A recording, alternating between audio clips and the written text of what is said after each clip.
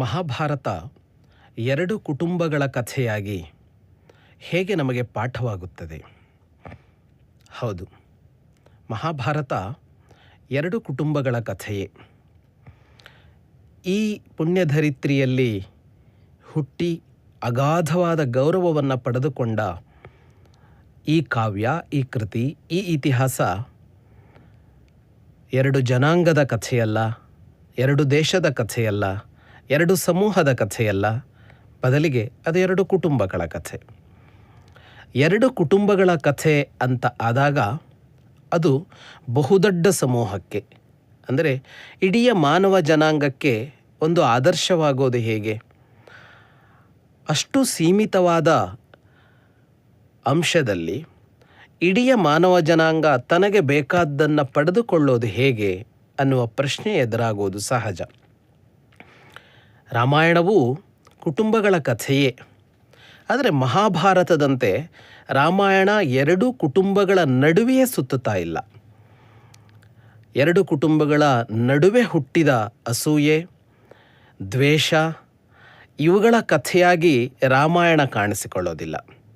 ಅಲ್ಲಿ ರಾವಣ ಯುಗಗಳ ಕಾಲ ಬರೀ ಮಾನವರಿಗಲ್ಲ, 14 ಲೋಕಕ್ಕೆ ಕಷ್ಟ ಕೊಟ್ಟವನು, ಅವನ ನಾಶ ರಾಮನಿಂದ ಆದದ್ದು ಅಂತ ಅನ್ನುವಾಗ ಅದು ಒಂದು ವಿಸ್ತಾರವಾದ ಕಥೆಯಾಯಿತು, ಜೀವ ಸಂಕುಲಕ್ಕೆ ಸಂಬಂಧಿಸಿದ ಕಥೆಯಾಯಿತು. ಮಹಾಭಾರತ ಹಾಗೆ ಕಾಣಿಸುವುದಿಲ್ಲವಲ್ಲ ಅಂತ ಅಂದರೆ, ಮಹಾಭಾರತ ಕುಟುಂಬದ ನಡುವೆಯೇ ಮನುಷ್ಯನ ಯೋಚನಾ ಸರಣಿಗಳನ್ನು, ಮನುಷ್ಯನ ಮನಸ್ಸಿನೊಳಗೆ ಇರುವಂತಹ ಆಸುರಿ ಗುಣಗಳನ್ನು, ಮನುಷ್ಯನ ಹೃದಯದಲ್ಲಿರುವ ದೈವಿ ಗುಣಗಳನ್ನು ತೋರಿಸ್ತಾ ಆದರ್ಶವಾಗತ್ತೆ. ಅಲ್ಲಿ ಒಂದು ಸಮೂಹದ ಮೇಲೆ ದಾಳಿ ಇಲ್ಲ. ದುರ್ಯೋಧನ ತನ್ನದೇ ಒಂದು ಕವಲಿನ ಮೇಲೆ ದಾಳಿ ಮಾಡ್ತಾ ಇದ್ದಾನೆ. ಅವರಿಗೆ ಸೇರಬೇಕಾದ್ದನ್ನು ತಾನು ಪಡೆದುಕೊಳ್ಳುವ ಪ್ರಯತ್ನದಲ್ಲಿದ್ದಾನೆ. ಪಾಂಡವರು ತಮ್ಮದಾದ್ದನ್ನು ತಾವು ಪಡೆದುಕೊಂಡು ಬದುಕುವ ಪ್ರಯತ್ನದಲ್ಲಿದ್ದಾರೆ. ಮಹಾಭಾರತದ ಕಥೆಯ ಒಂದು ಎಳೆ ಇದೆ. ತನಗೆ ಸೇರದ್ದನ್ನು ಪಡೆದುಕೊಳ್ಳುವ ಪ್ರಯತ್ನದಲ್ಲಿ ದುರ್ಯೋಧನ ಇದ್ದರೆ, ತಮಗೆ ಸೇರಿದ್ದಷ್ಟರಲ್ಲೇ ಬದುಕುವ ಪ್ರಯತ್ನದಲ್ಲಿ ಪಾಂಡವರಿದ್ದಾರೆ ಅಂತ. ಈ ಒಂದು ಎಳೆ ಇದೆಯಲ್ಲ, ಈ ಕಾರಣದಿಂದಾಗಿ ಮಹಾಭಾರತ ಸಾರ್ವಕಾಲಿಕವಾಗಿ, ಸಾರ್ವಜನೀನವಾಗಿ ನಮಗೆ ಒಂದು ಪಾಠವನ್ನು ಕಲಿಸುವಂತಹ ಕೃತಿಯಾಗಿ ನಿಲ್ಲತ್ತೆ. ಮನುಷ್ಯ ಅಂತಲ್ಲ, ಜೀವಿಗಳು ತಮ್ಮ ಮಿತಿಯ ಒಳಗೆ ಇರಬೇಕು, ಮಿತಿಯನ್ನು ಮೀರಬಾರದು. ಒಬ್ಬ ವ್ಯಕ್ತಿ ತನ್ನ ಮಿತಿಯನ್ನು ಮೀರಿದ ಅಂತ ಅಂದರೆ ಅವನು ಇನ್ನೊಬ್ಬನ ಜಾಗದಲ್ಲಿ ಅತಿಕ್ರಮವಾಗಿ ನಿಂತಿದ್ದಾನೆ ಅಂತ ಅರ್ಥ. ಇನ್ನೊಬ್ಬನ ಜಾಗದಲ್ಲಿ ಅತಿಕ್ರಮವಾಗಿ ನಿಂತಿದ್ದಾನೆ ಅಂತ ಅಂದರೆ ಅವನ ಬದುಕನ್ನು ಅವನಷ್ಟಕ್ಕೆ ಬದುಕುವುದಕ್ಕೆ ಇವನು ಬಿಡ್ತಾ ಇಲ್ಲ ಅಂತ ಅರ್ಥ. ಸೃಷ್ಟಿಯಲ್ಲಿರುವ ಪ್ರತಿಯೊಂದು ಜೀವಿಗೆ, ಅದು ಮನುಷ್ಯ ಅಂತಲ್ಲ, ಅದು ದೇವತೆ ಅಂತಲ್ಲ, ಅದು ಗಂಧರ್ವ ಅಂತಲ್ಲ, ಅದು ಯಕ್ಷ ಅಂತಲ್ಲ, ಪ್ರತಿಯೊಂದು ಜೀವಿಗೂ, ಒಂದು ಪಕ್ಷಿ, ಒಂದು ಪ್ರಾಣಿಗೂ, ಒಂದು ಕ್ರಿಮಿ ಕೀಟಕ್ಕೂ ಕೂಡ ಅದರದ್ದೇ ಆದ ಒಂದು ಬದುಕಿದೆ. ಅದರ ಬದುಕಿಗೆ ಅದರದ್ದೇ ಆದ ಸ್ವಾಯತ್ತತೆ ಇದೆ, ಸ್ವಾತಂತ್ರ್ಯ ಇದೆ. ಅದನ್ನು ಅತಿಕ್ರಮಿಸುವ ಅಧಿಕಾರ ಬೇರೆ ಯಾರಿಗೂ ಇಲ್ಲ. ಇಡೀ ಮಾನವ ಜನಾಂಗದ ಯುದ್ಧಗಳನ್ನು, ಇಡೀ ಮಾನವ ಜನಾಂಗದ ಚರಿತ್ರೆಯನ್ನು ಗಮನಿಸಿದರೆ ಅದು ಇದರ ಮೇಲೆ ನಿಂತಿದೆ ಅಂತ ಹೇಳಬೇಕು. ಇನ್ನೊಬ್ಬರ ಬದುಕನ್ನು ಆಪೋಷಣ ತೆಗೆದುಕೊಳ್ಳೋದಕ್ಕೆ ಹೊರಟಾಗ ಬಂದ ಪ್ರತಿಕ್ರಿಯೆ, ಪ್ರತಿಭಟನೆ ಯುದ್ಧವಾಗಿ ನಿಲ್ಲತ್ತೆ. ಇನ್ನೊಬ್ಬರ ಸಂತೋಷವನ್ನು ಹಾಳು ಮಾಡೋದಕ್ಕೆ ಹೊರಟಾಗ ಬರುವ ಪ್ರತಿಕ್ರಿಯೆ ಅಥವಾ ಪ್ರತಿಕ್ರಿಯೆ ಇಲ್ಲದೆ ನೋಯುವಿಕೆ ಅನ್ನೋದಿದೆಯಲ್ಲ, ಅದು ಎಲ್ಲ ಜೀವಿಗಳ ನೋವು ಅಂತ ಕರೆಸಿಕೊಳ್ಳತ್ತೆ. ಹಾಗಾಗಿ ಬದುಕಿನಲ್ಲಿ ಇರುವ ಪ್ರಮುಖವಾದ ಅಂಶ ಇಷ್ಟು: ನಿನ್ನ ವ್ಯಾಪ್ತಿಯಲ್ಲಿ ನೀನು ಬದುಕು ಅಂತ. ತನ್ನ ಬದುಕಿನ ವ್ಯಾಪ್ತಿಯನ್ನು ಅರ್ಥ ಮಾಡಿಕೊಳ್ಳಬೇಕಾಗತ್ತೆ. ನಿನ್ನ ವ್ಯಾಪ್ತಿಯಲ್ಲಿ ನೀನಿರು ಅಂತ ಅಂದರೆ ನನ್ನ ಗಡಿ ಯಾವುದು ಅನ್ನೋದು ನನಗೆ ಗೊತ್ತಾಗಬೇಕು.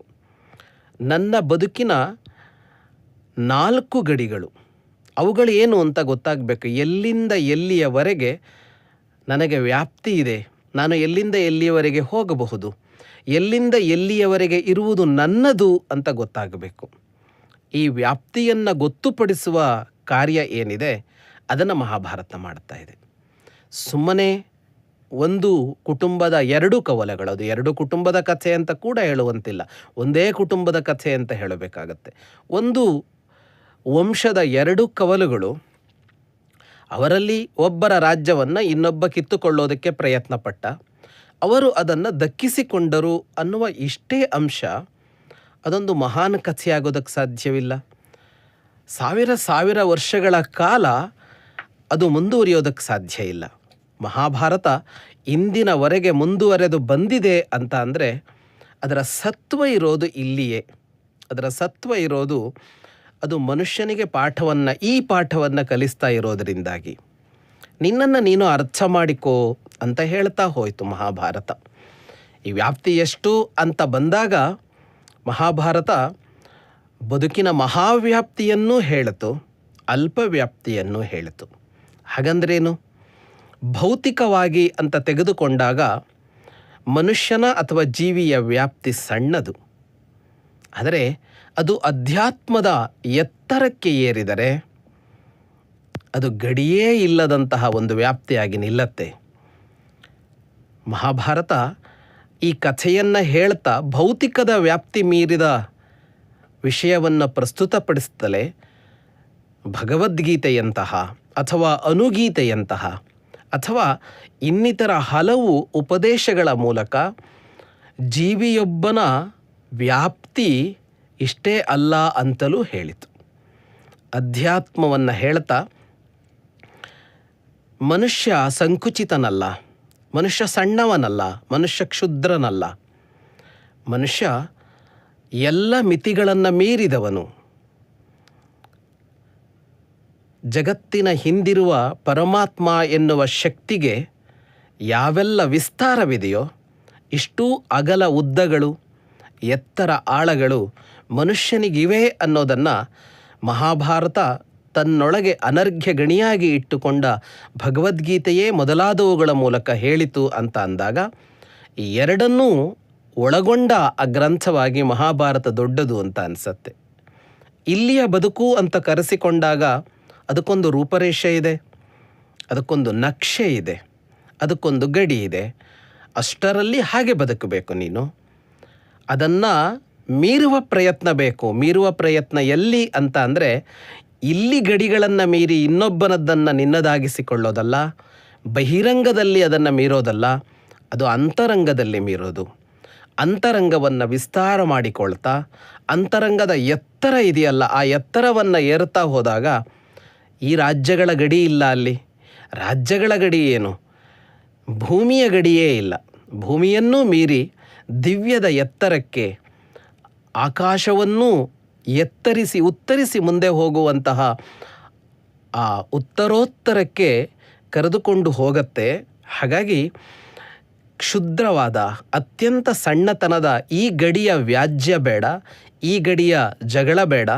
ವ್ಯಾಪ್ತಿಯನ್ನು ಮೀರಿ ನಿಲ್ಲು, ನಿನ್ನೊಳವನ್ನು ಬೆಳೆಸಿಕೊಳ್ತಾ ಆ ಎತ್ತರಕ್ಕೆ ಏರು ಅನ್ನುವ ಪಾಠವನ್ನು ಹೇಳುವುದರ ಮೂಲಕ ಮಹಾಭಾರತ ಶಾಶ್ವತವಾದಂತಹ ಸಂದೇಶವನ್ನು ಮನುಕುಲಕ್ಕೆ ನೀಡುತ್ತೆ.